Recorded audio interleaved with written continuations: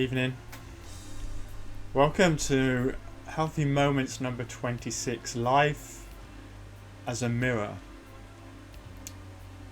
Have you ever had moments when a decision needs to be made and you just don't know what to do?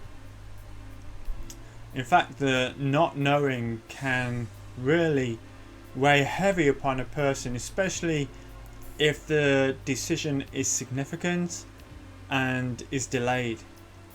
And in the end, sometimes it feels like any decision is better than no decision. Even if you're unsure or it's incorrect, it feels like a relief once you've made the decision.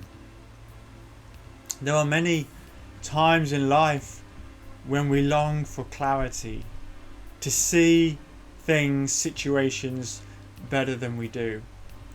And as the expression goes, sometimes we just can't see the wood for the trees.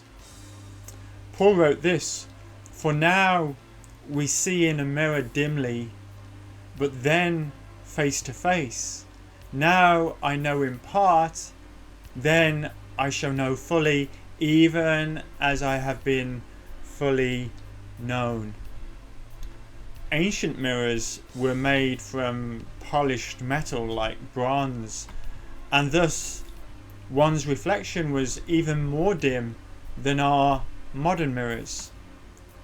And this idea of face to face suggests perhaps a reference to the second coming of Christ, when everything will be revealed in a sense. So in the Old Testament we see this idea of face to face refers to seeing God personally, like Moses was a man who spoke with God face to face. But at the moment, Paul is saying that we know in part, and this can be a huge frustration for us. Like questions such as, should I take this job, or should I marry this person, or should I live here, or should I live there, or what should I do with my money? We obviously always want to make the best decision, the right decision that we can with the information that we have. But often we become so ingrained in issues or situations that we are unable to see with any sense of clarity that which really needs to be done. So one solution to this, one practical solution, is by temporarily taking a step back, away from the pressure of such a moment, away from the pressure of the intense thought patterns that obviously ensue such big decisions, and to distract oneself with something else, and then at a later time return to the issue, to the decision. As they say, sometimes it's better to sleep on it than to make a rash or harsh or quick decision. Certainly I've learnt that in my role as pastor, also as husband, also as parent, when it comes to making decisions, I like to take my time. I don't like to rush them. The scripture says this, of course: for everything there is a season, and a time for every matter under heaven. It appears that there is an appropriate occasion for every human event or activity. Life is endlessly complex, and sometimes it's simply not the right time to make the kind of decision that you may want to make. There are decisions that we make not as children, but we wait until we're adults. There are children that we make not as single people, but as a spouse. Or there are decisions that we make as a father or mother. These things come at specific dispensations of our lives that we cannot possibly make the decisions when we're in another role, or until that specific role comes to us. So there are seasons in life. But there's a different way to look at this, and this is what I'm beginning to learn. That life is not so much about making right decisions. Does that sound strange? Life is actually a matter of learning who I am, who you are, and who God is. In fact, if we're looking for a clear obvious straight path through our lives, I think we can quickly become disappointed or frustrated, even as Christians. But what if life is a mirror that reveals?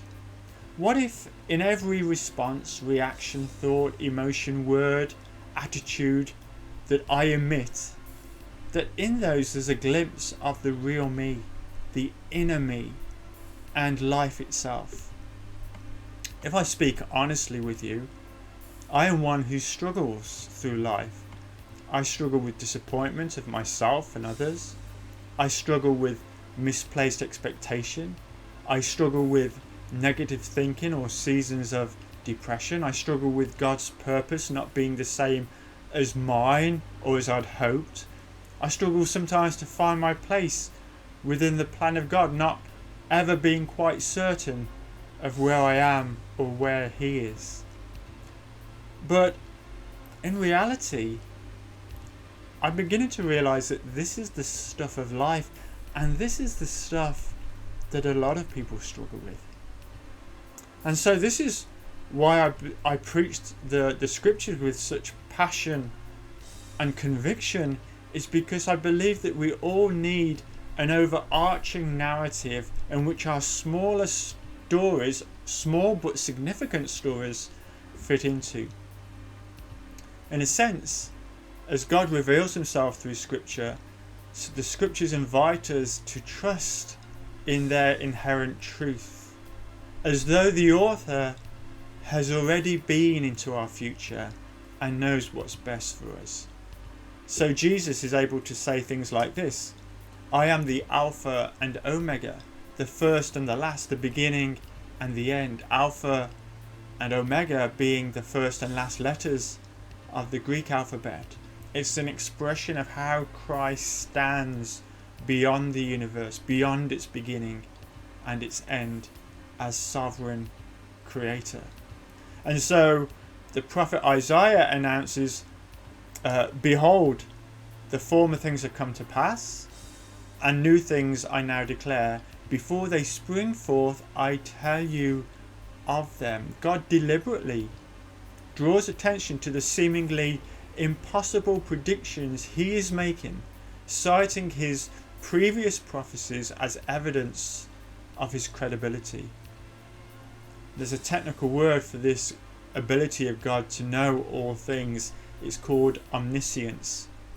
God fully knows Himself and all things actual and possible in one simple eternal act. It is one of His communicable characteristics, if you like. It's something that He communicates of Himself to us. But it's also an attribute that sets Him apart as God, because we don't share this all-knowing ability. Often when it comes to decision makings, we can be in dilemma because we're not so sure of our own motive, our intent, because we know that we can be crooked by sin, distorted in our views, or to use a less religious terms, we are selfish people. And so we cannot always trust that behind our decisions are absolute righteousness. That's not so with God. God has no such trouble with sin.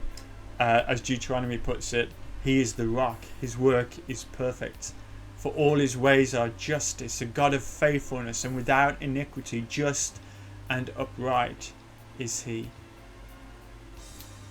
Imagine having that kind of confidence, that every decision you ever made was absolutely the perfect decision at the right time. But we are not given that. For now, as Paul says, as we come back to, we see in a mirror dimly. But let me ask you this, my friends. What do you see? Or are you even aware that you should be looking for something? That you should be looking for yourself? You should be looking for others? You should be looking for God? So let's learn from that which we can see, and use life as a mirror to show us something of ourselves, of others, and of God. Now, this is not the time to stop the video. This is the time to do some inner work, because we come to this meditation first and foremost so you have time to yourself, so you can close the door, so you can silence your phone, you can take some rest in your body, you can bring your posture to a stillness, your thought life into this moment. Maybe close your eyes and just take some time to meditate on a verse. And we come back only with a different translation of Paul's verse. This is the message. We don't yet see things clearly. We're squinting in a fog, peering through a mist.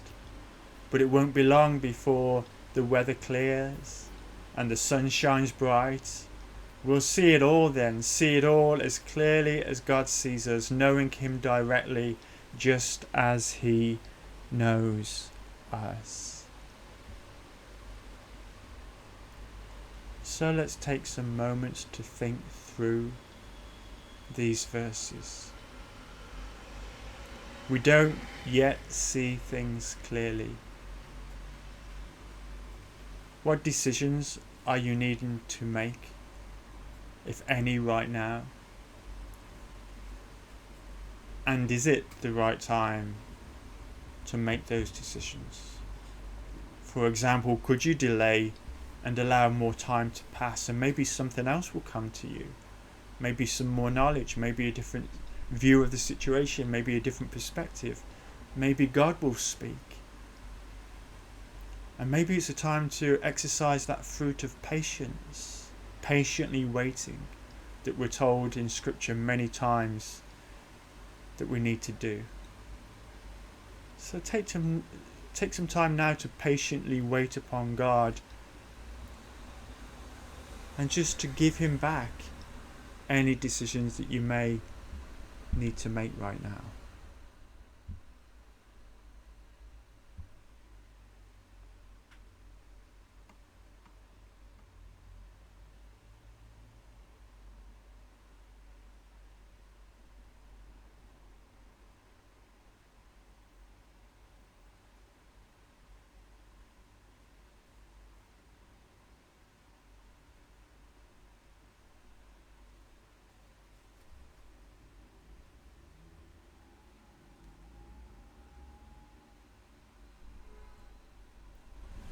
We're squinting in a fog, peering through a mist, Paul says. In Cyprus we're more used to squinting in the sun, blinded by its light. But I wonder if you're willing to humble yourself and accept that you don't see everything clearly. How might this change the way you give an opinion, for example? Or how might this change a judgment you've made about somebody else, that you haven't seen all of their life? You haven't seen all that's happened to them. You don't know what's made them the way they are, or what's made them respond to you in the way that they have. Maybe they've offended you. Or maybe you need to apologize for a decision you have made that has proved a bad decision, that has affected others. We're squinting in a fog, we're peering through a mist, we don't yet see clearly.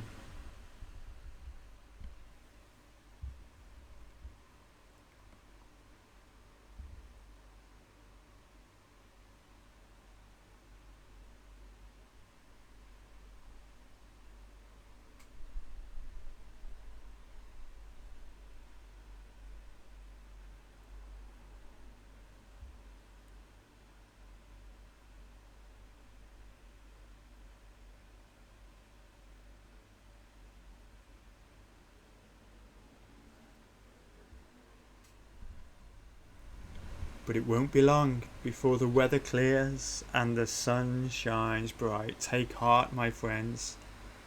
It won't be misty forever. It won't be long before the weather clears and the sun shines bright, and life seems to move forward at a fast pace. And before we know it, we're looking back on our lives thinking, where did that go? We're looking back on our children as they're grown up and independent and moving out of home and thinking, where did those years go? And we're looking ahead at our twilight years and thinking, who am I now? What do I do now? And so we have to make the moments count. We have to bring the purpose of God into the most simple matters to ensure that our identity is not upon our marital status, that it's not upon our children, that it's not upon some job title or some role that we have in life, but to ensure that we know that first and foremost we are children of God, because it's to Him that we eventually return.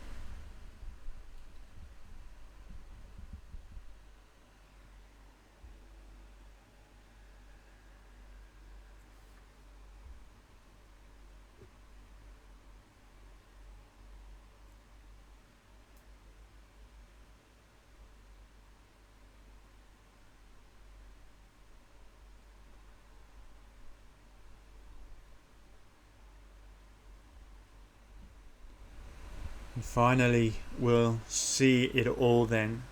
See it all as clearly as God sees us, knowing Him directly just as He knows us.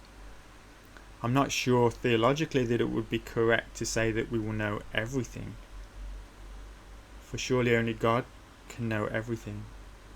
But we will certainly see more clearly. A couple of times whilst running early this week, there's been this like fog or mist upon Finnecudis and down Mackenzie, over the sea and over the beach. But slowly, even within the time that I run, the sun burns through and its brightness, the sun's brightness, is fully seen, and so everything else becomes clearer because the sun shines so brightly. And the pathway ahead becomes a little clearer, and I can't see my whole pathway, I can't see the whole of my journey, but I can see well ahead because everything's that bit clearer, that bit brighter. This, my friends, is the eternal state. What is uncertain will become certain. What is unjust will be made just. What is wrong will be put right. This is the idea of final judgment, the reckoning, the accounting in life for every deed done, good and bad. And so each one of us, we have good things and bad things that come to us in life, and some of those things we deserve and some of those things we don't. But rather than wrestling with my idea of what I'm entitled to, whether that's justice or something else that I think I'm entitled to, some job role, perhaps some finance raise, whatever it might be, rather than wrestling with those things that can consume us because we haven't got what we think we deserve, instead we look inside of ourselves to the response to the injustice or to the offence or to whatever's going on, and we adjust ourselves within the image of Christ. And surely this is the mirror of life, reflecting back to us who we are by those subtle emotions, heart attitudes, thoughts, the passing words, the critical comments, the judgment, the moments where we can show grace rather than anger or revenge. These subtle moments in life that seem so insignificant, and yet put those moments together and they produce something really rather beautiful if we pay enough attention. And so as we come to the end of this moment, I encourage you again, and I encourage myself, that whatever we're struggling with, and we all struggle with something, allow yourself to take a fresh view, to take a step back, and maybe to learn from the pain, to learn from the suffering, to learn from the way in which you're responding to things. And you may have responded the same way to the same problem for many, many years, because these are the traps, the snares that we fall into. But Christ, remember, has come to set us free. His truth sets us free. And so back to the scripture. We're looking at things dimly. Maybe we need to take a closer look. God bless you as you go into your weeks, and God willing, we'll be back here next Wednesday evening.